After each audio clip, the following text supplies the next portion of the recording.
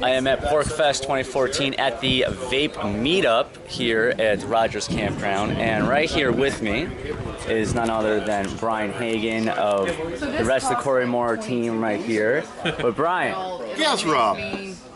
I need to know. Okay. How were you first introduced to James Franco? How was I first introduced to James Franco? Well, I have to tell you, I had known of him, of course. He was a name that was familiar, and I remember seeing him on 30 Rock, and I thought he was hilarious on there. I remember he was on General Hospital for a while, so I was aware of him. Then I watched Pineapple Express.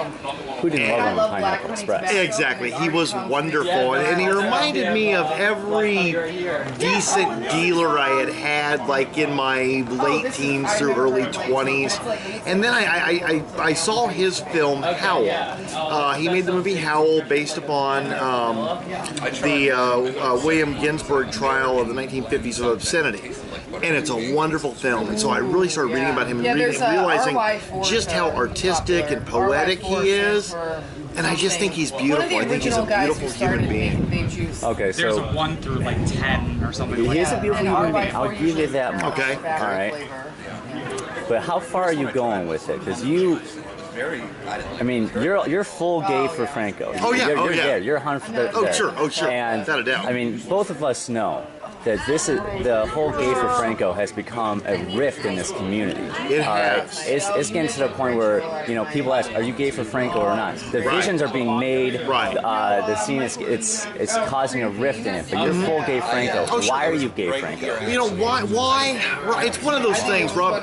Just yesterday, I did a forum on religion, and the way I explained my religion and why it shouldn't get in the way of liberty is it's just something I feel. It's something internal.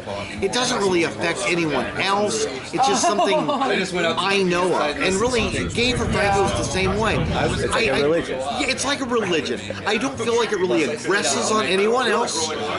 You've seen the Facebook page. No, who hasn't seen that? I share the selfies, and of course, and he puts out a lot of selfies, and he's come under fire for that.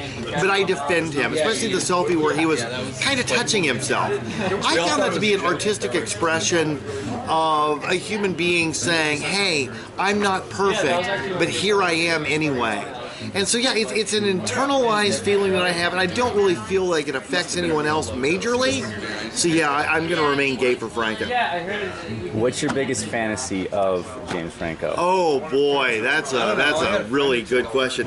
Well, he was we'll just use a recent one. He was recently in that movie with Emma Roberts, and I haven't seen the movie yet. Palo Alto, I believe it was called. I think she's absolutely hot too. So say I take a little trip to Hollywood. I'm walking down the street there. I look over at a cafe, and who's sitting there but James Franco and Emma Roberts.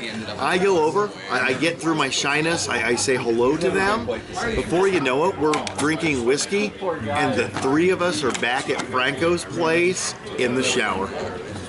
If that did happen, would you take a selfie with him? Oh, absolutely. Okay. Oh yeah, I'd take a selfie in the shower. Yeah, without a doubt. All right. Is there anything else you can say that can convince other people who are anti-gay Franco to go full gay Franco? I think the only thing I can say is just do the research. Spend some time with Franco. Really examine the selfies. Don't, from the initial shock you might have from the amount of selfies and what his selfies are, actually spend some time, break through that discomfort zone and allow yourself to really absorb it. And before long, you'll be right there with me, gay as you can be for Franco. All right. It was a pleasure. Thank you. Thank you, Rob. Gay Franco 2014, whatever.